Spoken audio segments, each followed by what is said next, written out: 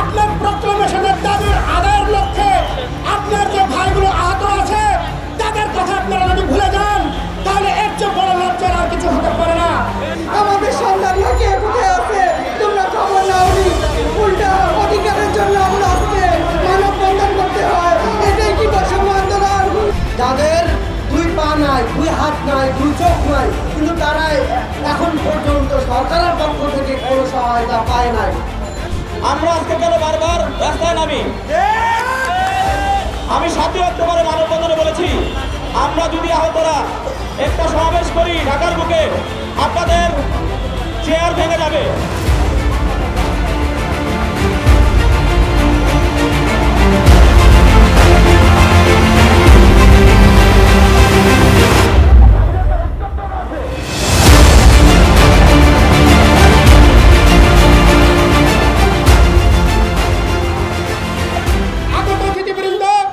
সবাইকে জানাই জুলাই আগস্টের গণঅভ্যুত্থানের সম্মুখ সারির আহত এবং নিহত পরিবারের পক্ষ থেকে বিপ্লবী শুভেচ্ছা অভিনন্দন। আমরা আপনাদের কাছে লাখ লাখ টাকা গাড়ি বাড়ি কিছু চাই নাই। আমরা আপনাদেরকে সচিবালয় পাঠিয়েছি, আপনারা যেন আমাদের নিয়ে একটু চিন্তা ভাবনা করেন। আমরা আপনাদেরকে সরকারে বসিয়েছি যেন আমরা আমাদের যে সুযোগ সুবিধা এটা যেন পাইতে পারি। 1971 সাল থেকে 2024 পর্যন্ত অনেক ভুয়া মুক্তিযোদ্ধাকে আপনারা পুনর্বাসন করেছেন, ফ্যাসিস্ট হাসিনা পুনর্বাসন করেছে। এই ভুয়া মুক্তিযোদ্ধাগুলোকে অপসারণ করতে হবে। সম্মুখ সারির যে যোদ্ধা জুলাই গণঅভ্যুত্থানে অংশগ্রহণ করেছিল, কারোর হাত নাই, কারোর পা নাই, কারোর চোখ নাই, কেউ এখনো মেডিকেলের বিছানা কাতরাচ্ছে।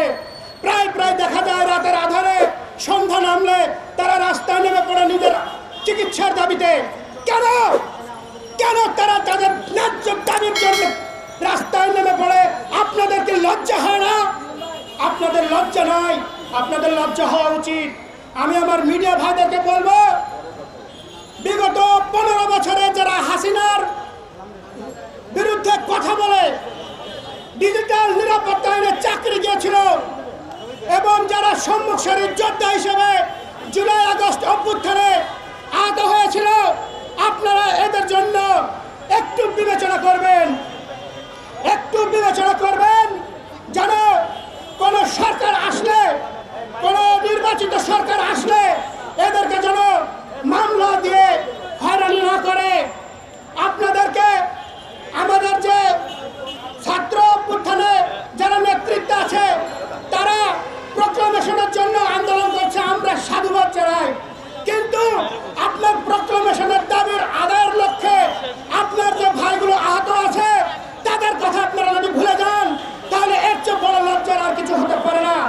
আমাদের সন্তানরা কে কোথায় আছে তোমরা খবর নাওনি, উল্টা অধিকারের জন্য আমরা আজকে মানববন্ধন করতে হয়। এটাই কি বৈষম্য আন্দোলন? এটাই কি আমরা চেয়েছিলাম? আমরা এটার জন্য আন্দোলন করিনি। এই বৈষম্য আন্দোলনের জন্য আমরা এই আন্দোলন করিনি। আজকে আমরা অসহায়ের মতো রাস্তায় দাঁড়িয়ে তোমাদের কাছে ভিক্ষা চাচ্ছি। কেন আমরা এই ভিক্ষা নিব? আমরা এই ভিক্ষা নেওয়ার উপযুক্ত না বাবা। তোমরা ভালো থাকো। তোমরা এই বৈষম্য বিরোধী আন্দোলনের জন্য তোমাদেরকে ধন্যবাদ। আমার সন্তানরা সবাই ভালো থাকো বাবা। আমরা যখন আগস্ট মাসের 4 তারিখে আমার ছেলে আহত হয়েছিল, দুপুর 12টায় আওয়ামী লীগের সন্ত্রাসীরা আমার ছেলের বাম পায়ের মধ্যে, বাম পেটের মধ্যে রামদা দিয়ে কোপ দেয়, মাথায় আঘাত করে। কিন্তু আমি তখন সামনে থেকে দেখেছি, কিছুই করতে পারিনি। আমি জানতাম না যে 5 তারিখে বিজয় উল্লাস হবে। আমার ছেলে হাসপাতালের বিছানায় কাতরাচ্ছে। আমি আমার ছেলেকে ঘরে রেখে এসে আমি বিজয় উল্লাসে গিয়েছিলাম, কিন্তু আজও আমার সন্তানের কেউ খোঁজ নেয় নাই। আজকে আমরা বাধ্য হয়েছি এখানে উপস্থিত হওয়ার জন্য। ধন্যবাদ সবাইকে।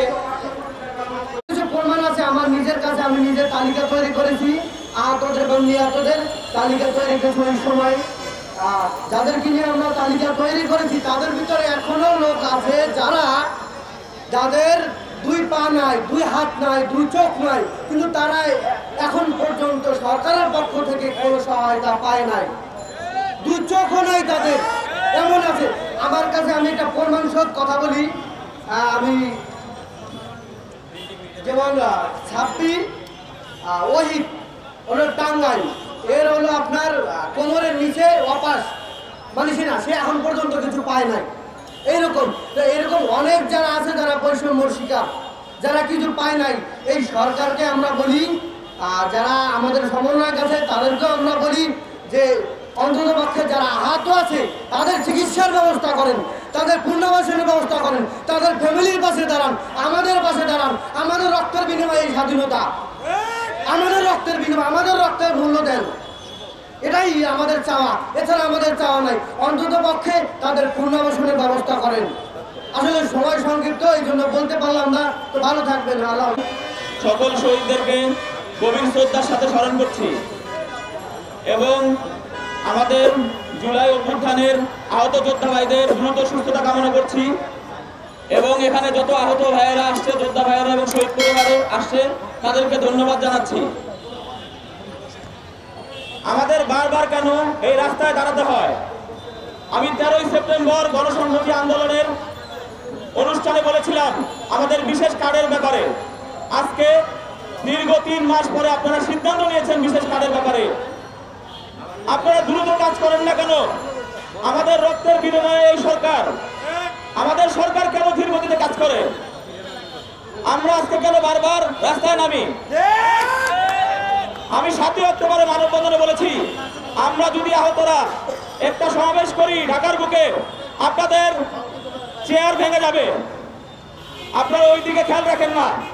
বারবার কেন আমার ভাইদেরকে রাস্তায় নামতে হয়? আপনারা একটা আমাদের জন্য জুলাই ফাউন্ডেশন গঠন করছেন, এটা আমাদের আহত ভাইদের আসলে কোনো উপকারই আসে নাই। আপনারা কিছু আহত ভাইকে, শখানিক আহত ভাইকে সুবিধা দিয়েছেন, আপনারা সুবিধা দিয়ে 22,000 আহত ভাইকে নিয়ন্ত্রণ করার অপচেষ্টা করেছেন আপনারা। এই 22,000 আহত ভাই, আমার ভাইয়ের পা পচে যাচ্ছে, আমার ভাইয়ের চোখ বন্ধ হয়ে যাচ্ছে। আপনারা দ্রুত উন্নত চিকিৎসা ব্যবস্থা নেন।